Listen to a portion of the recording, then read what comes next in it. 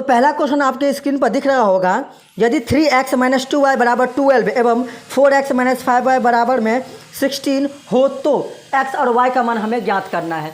सबसे पहले हम यहाँ पे ये देखते हैं कि हमें समीकरण दिया क्या है, हमें क्या सा समीकरण दिया क्या है उसके बारे में देखते हैं हम। पहला हमारे पास है 3x माइनस 2y बराबर 12, 3x माइनस 2y बराबर में 12 दे दिया है।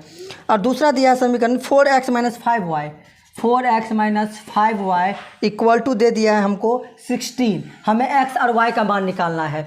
ये हमारा कैसा समीकरण है, तो दो चरों वाले रैखिक समीकरण युग्म है ये ऐसे ये। तो इसे बनाने की चार विधियां हैं। कौन कौन? प्रतिस्थापन विधि, विलोपन विधि, व्रजगुणन विधि और ग्राफीय विधि। लेकिन वहाँ पे उन चारों विधि को लगाना बेवकूफ़ी होगा हमारे हिसाब से, क्योंकि ऑब्जेक्टिव में टाइम हमें देना ही नहीं है। बिल्कुल मत दो टाइम, सीधे दिमाग लगाओ, इसको भी कम चलाओ, लेकिन हमें चलाना पड़ेगा क्योंकि हमें आपको समझाना है। तो इसको हम शॉर्टकट कैसे बना सकते हैं, फास्ट में कैसे बना सकते हैं, तो ऑप्शन के सहारे। उस चारों विधि का आप यूज सब्जेक्टिव में कीजिएगा, ऑब्जेक्टिव में बिल्कुल नहीं कीजिएगा। ऑब्जेक्टिव में हम बताते हैं आपको कैसे बनाएंगे ज़बरदस्त तरीके से। आप ऑप्शन से बना सकते हैं। कैसे? जैसे पहला ऑप्शन हमें क्या दिया है, पहला ऑप्शन दिया है हमें x बराबर 4 और y बराबर 0। x बराबर में 4 दे दिया है, y बराबर 0 दे दिया है। तो आप क्या कीजिए, इन दोनों समीकरणों में x के जगह पर 4 रखिए, y के जगह पर 0 रखिए। ऐसा रखने से अगर बराबर के बाद वाले से मिल जाता है, मतलब वही उसका हल है, वही x और y का उसका मान है। बात समझे? जैसे शून्यक निकालते थे ना पिछले चैप्टर में, कि शून्य के बराबर आ गया, वो वैल्यू रखने से, ऑप्शन रखने से, तो क्या होता था कि वही शून्यक होता था। तो ऑप्शन में दिया क्या है, x और y का ही मान दिया है ना, तो x और y का मान हम समीकरण में रखेंगे। तो अगर हम रखें तो क्या होगा, x के जगह पर 4 रख दीजिए, x के जगह पर 4 रखिए, तो 4 तिया 12 माइनस y के जगह पर 0। तो अगर 0 को 2 से गुना करेंगे तो 0 इक्वल टू 12, 12 में से 0 गया तो क्या निकलेगा, 12 बराबर में 12। ये तो सेम आ रहा है पहले समीकरण में रखने से, पहले समीकरण में रखने से तो आ रहा है बराबर। अब दूसरे में भी रखकर चेक कर लेते हैं ना, क्या दिक्कत है। यहाँ पे रख दीजिए 4, तो 4 चौका 16, माइनस में यहाँ पर रख दीजिए 0, तो 5 को 0 से गुना कीजिए तो 0 बराबर में 16, 16 में से 0 गया तो 16 बराबर में 16। तो आ तो रहा है, देखिए ना, ये भी मिल रहा है, ये भी मिल रहा है। मतलब ऑप्शन नंबर ए जो है वो सही होगा। और उस समीकरण को जब आप हल कीजिएगा किसी और विधि से भी, तो x और y का मान वही आएगा। इस तरह से आप बना सकते हैं, बिना लंबा प्रोसेस के, बिना वो चारों मेथड के। चलिए दूसरा क्वेश्चन है आपके स्क्रीन पर, कह रहा है कि युग्मत रैखिक समीकरणों के निकाय अगर a1x प्लस b1y बराबर में c1, फिर a2x प्लस b2y बराबर में c2 के अनगणित हल प्राप्त होते हैं यदि, ठीक है। अगर उस तरह का कोई समीकरण दिया गया है तो हमसे पूछा गया है कि अनगणित हल कब प्राप्त होते हैं, अनगणित हल कब प्राप्त होते हैं, हमसे ये पूछा है। अनगणित बोले चाहे अनंत बोले, बात तो बराबर ही है।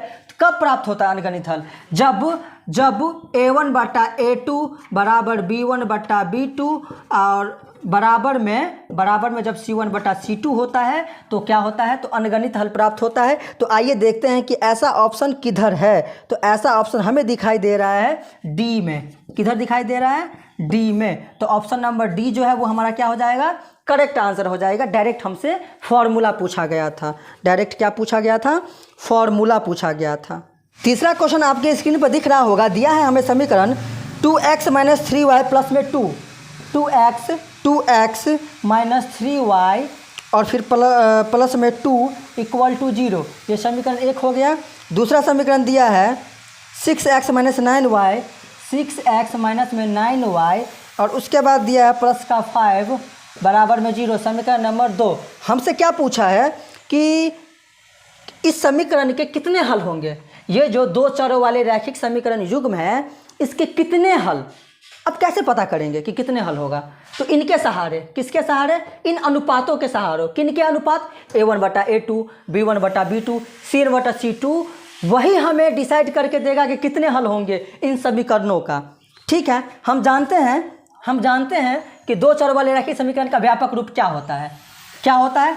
a1x प्लस में b1y प्लस में c1 equal to 0, a2x plus में b2y प्लस में c2 इक्वल टू 0। ये दो चरों वाले रैखिक समीकरण जो है ना, उसका व्यापक रूप है, उसका फॉर्मेट है कि वो इस तरह से देखने में होता है कि x का जो भी गुणांक होगा पहले समीकरण में वो a1 का मान, y का जो भी गुणांक होगा b1 का मान, और लास्ट में जो बचेगा वो c1 का मान। दूसरे समीकरण में x का जो भी गुणांक होगा a2 का मान, y का जो भी गुणांक होगा b2 का, और लास्ट में जो बचेगा वो c2 का। ये किसका शर्त है? तो ये किसका फॉर्मेट है, किसका फ्रेम है? तो दो चरों वाले रैखिक समीकरण युग्म का फ्रेम है। तो इसके सहारे हम क्या कर सकते हैं? यहाँ से ABC का मान नहीं निकाल सकते? जरूर निकाल सकते हैं सर। कैसे निकालेंगे आइए देखते हैं। तो a बराबर हमारे पास क्या हो जाएगा 1, a बराबर क्या है 2 है, b1 बराबर क्या हो जाएगा हमारे पास -3, c1 बराबर हमारे पास क्या है +2 है। ठीक है, a2 बराबर हो जाएगा 6, b2 बराबर हो जाएगा -9 और c2 बराबर हो जाएगा 5। अब हमें पता ये करना है कि कितने हल होंगे इन समीकरणों का। तो कीजिए, अनुपातों की तुलना कीजिए। क्या करेंगे हम? a1 बटा a2 निकालिए सबसे पहले। तो a1 का वैल्यू क्या है हमारे पास 2, a2 का वैल्यू क्या है 6 है, a2 का वैल्यू क्या है 6 है। इसको जब काटिएगा तो 2 × 2 और 2 × 6 हुआ। चलिए अब b1 बटा b2 निकालिए, इन दोनों का अनुपात का कंपेयर कीजिए। तो b1 का वैल्यू हमारे पास क्या है -3, b2 का वैल्यू हमारे पास क्या है -9, माइनस से माइनस गया 3 × 3 और 3 × 9। अब देखिए आप यहाँ पर हम क्या देख रहे हैं, हमें क्या समझ में आ रहा है कि a1 बटा a2 का मान और b1 बटा b2 का जो मान आया है वो दोनों सेम है। क्या है? वो दोनों सेम है। तो एक बात बताइए आप कि इतना तो हम कंफर्म हो गए कि ये जो है एक हल नहीं होगा, मतलब प्रतिच्छेदी रेखाएं ये नहीं बनेगी, क्योंकि प्रतिच्छेदी रेखा का शर्त है कि ये दोनों बराबर नहीं होना चाहिए। ये यहाँ पर क्या देख रहे हैं, दोनों बराबर हो गया। अब दोनों बराबर हो गया तो दो ही केस बन सकता है, या तो इनके अनंत हल होंगे या तो इनके कोई हल नहीं होगा, या तो अनंत हल होगा या फिर कोई हल नहीं होगा। वो कौन डिसाइड करेगा? c1 बटा c2।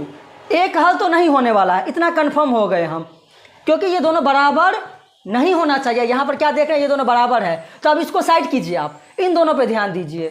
अब हम c1 बटा c2 निकालेंगे। अगर वो भी आ गया 1/3 तो कह देंगे कि ये अनगणित हल होगा इसका, अगर नहीं तो कोई हल नहीं होगा। आइए फिर c1 बटा c2 निकालते हैं। c1 बटा c2, c1 का मान क्या है हमारे पास 2 और c2 का मान 5। क्या देख रहे हैं आप कि 2/5 ये कटेगा नहीं कटेगा। तो हमें क्या समझ में आया कि चूंकि हम देख रहे हैं कि a1 बटा a2 जो है वो बराबर है किसके, b1 बटा b2 के, लेकिन वो बराबर नहीं है किसके, c1 बटा c2 के। तो इस कंडीशन में इसके कितने हल होंगे? कोई हल नहीं। क्या होगा? कोई हल नहीं। ऑप्शन नंबर जो हमारे पास है, ऑप्शन नंबर बी, वो हमारा करेक्ट आंसर हो जाएगा। इस तरह से आप क्या कर सकते हैं, तो बना सकते हैं अनुपातों की तुलना करके। किसके अनुपात? a1 b1, a2 b2, c2 c1, ऐसे करके इस तरह से आप बना सकते हैं। देखिए इसको आप इसको और भी छोटा करके बना सकते हैं, देखकर आप आंसर दे सकते हैं। हमें आपको अच्छे से समझाना है, इसलिए हम थोड़ा डिटेल में जा रहे हैं। आप घर पर बैठ करके प्रैक्टिस कीजिए और सोचिए समझिए कि हम कितना फास्ट बना सकते हैं।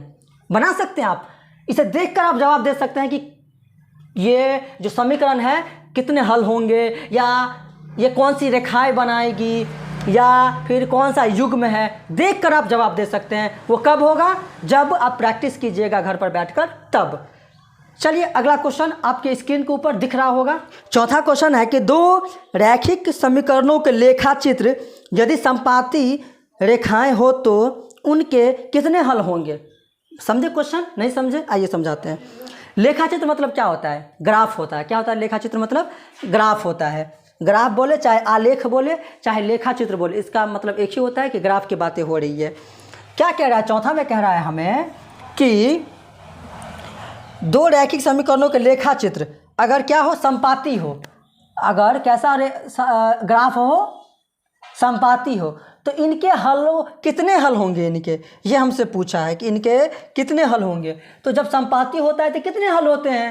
हाँ, अनंत हल होता है। क्यों होता है? क्योंकि इसके रास्ते में अनंत बिंदु आएगा जो कि काटते हुए गुजरेगा। एक के ऊपर एक वो चढ़ा हुआ है, इसलिए अनंत हल होगा। सिंपल सी भाषा है, सिंपल सी बात है। ऑप्शन नंबर जो हमारे पास बी है, ऑप्शन नंबर सी हमारा सही आंसर हो जाएगा। 5 में कह रहा है कि दो रैखिक समीकरणों के लेखा चित्र यदि समांतर हो तो हलों की संख्या। कैसा लेखा चित्र हो?